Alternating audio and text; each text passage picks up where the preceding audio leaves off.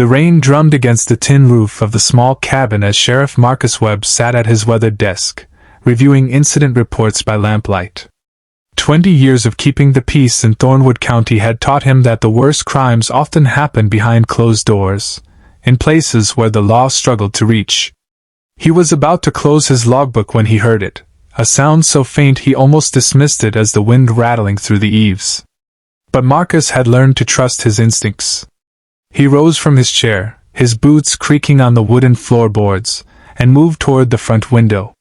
Through the rain-streaked glass, he could barely make out a figure collapsed on his porch steps.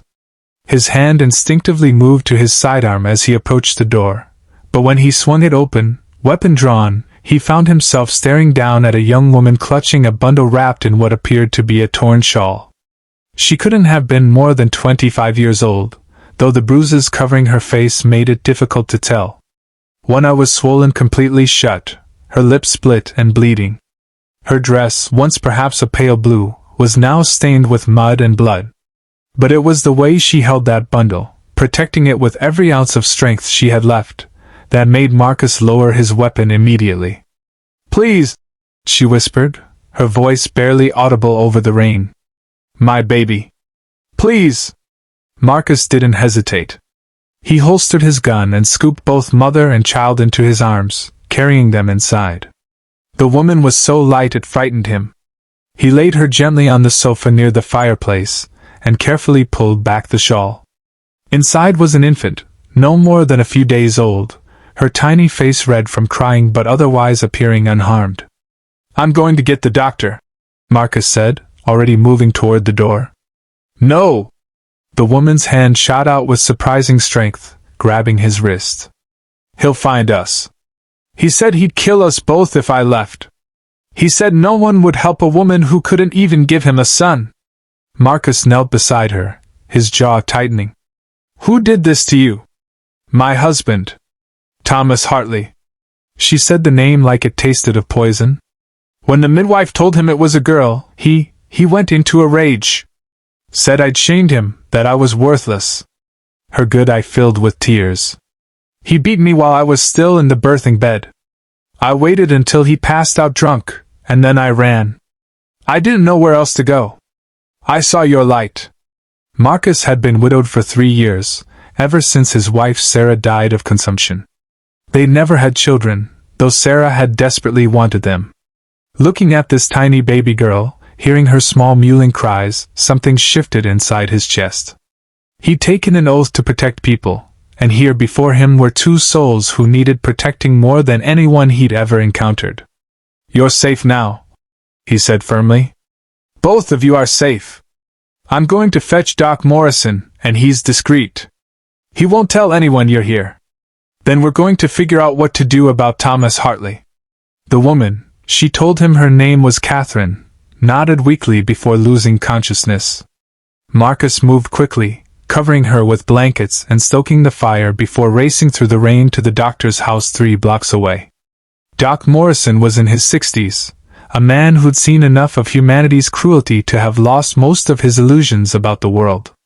When Marcus explained the situation, the doctor simply grabbed his bag and followed without question. Together they worked through the night, treating Catherine's injuries, ensuring the baby, whom Catherine had named Rose, was healthy and fed.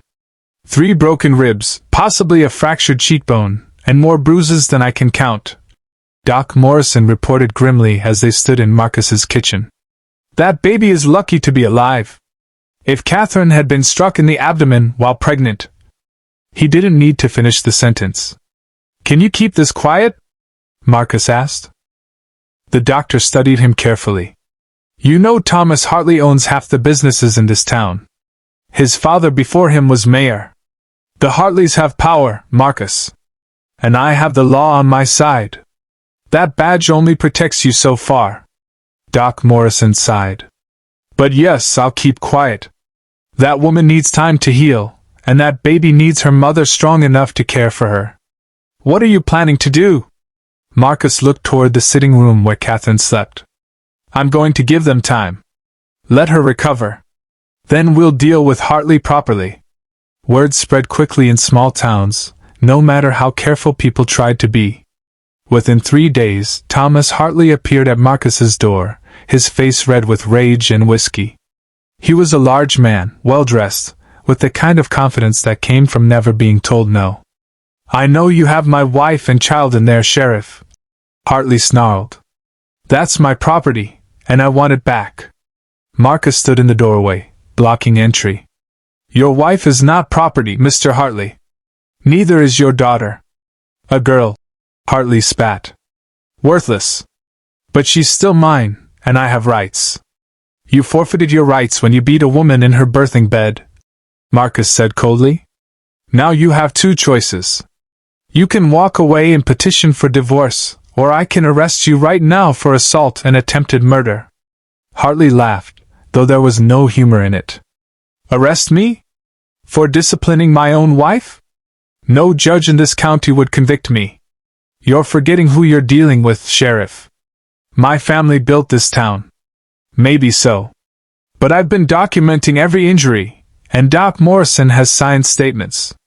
You may have friends in this county, but I have the truth. And I'm willing to bet that even your father's reputation won't save you from the scandal of beating a woman who just gave birth." For a moment, Marcus thought Hartley might try something violent. The man's fist clenched, and his eyes blazed with fury. But Marcus didn't flinch. He'd faced down worse than entitled rich men in his years as a lawman.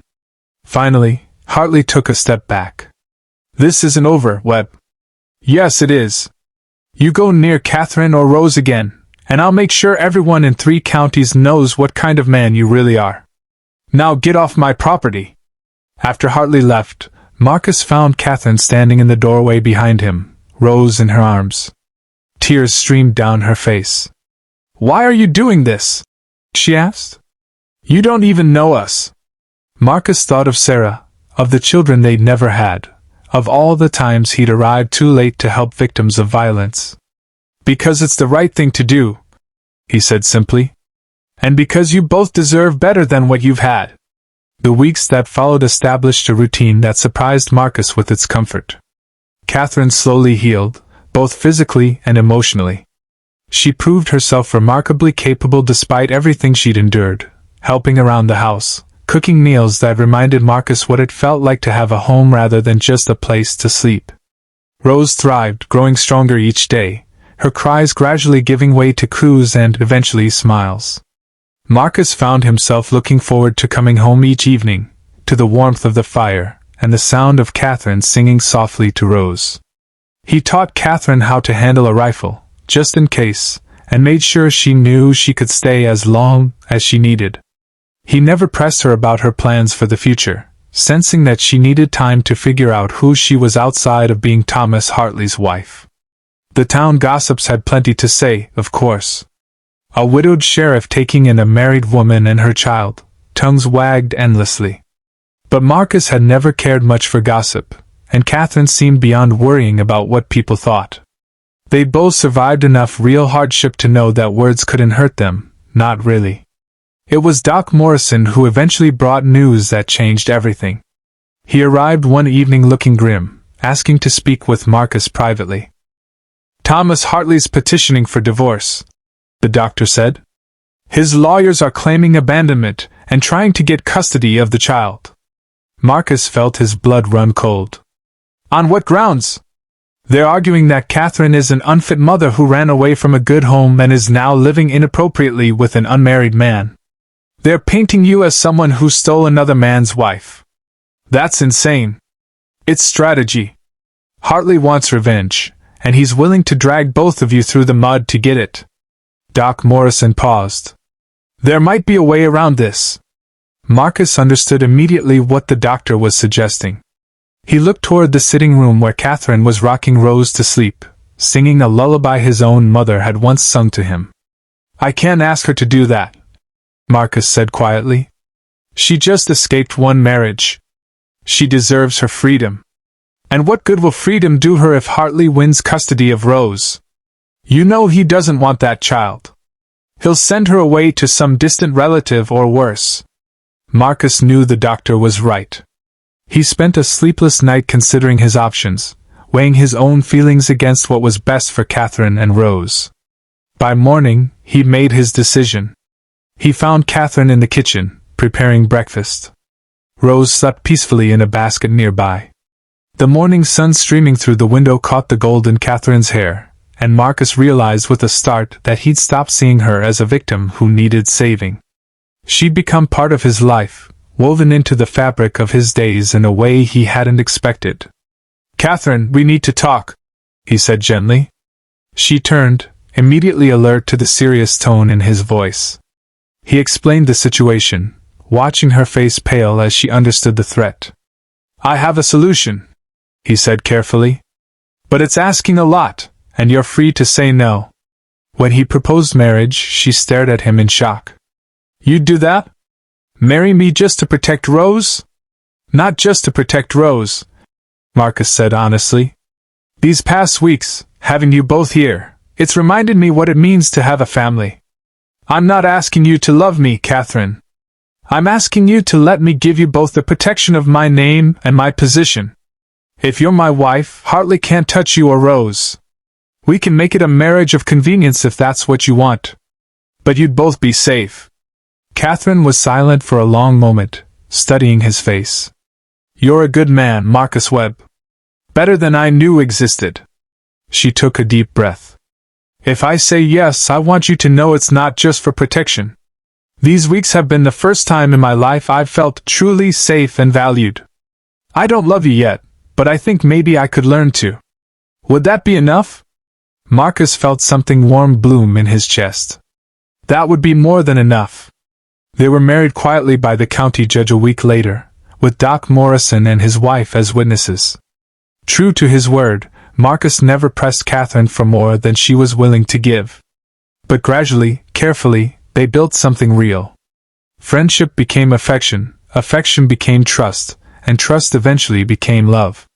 Thomas Hartley tried to fight the marriage, but his legal grounds crumbled. His reputation took a beating when word spread about why his wife had really left. Eventually, he relocated to another state, starting fresh where people didn't know his history.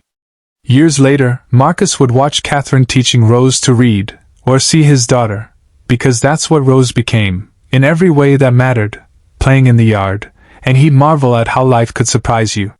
He'd given them shelter during a storm, but they'd given him so much more. They'd given him purpose, family, and a kind of happiness he'd thought lost forever when Sarah died. Catherine caught him watching one evening and smiled. "What are you thinking about?" "About that rainy night," he said. "About how sometimes the hardest things lead to the best places." She crossed the room and took his hand. "We were broken when we found you. You helped us heal." "We helped each other," Marcus corrected. "That's what families do."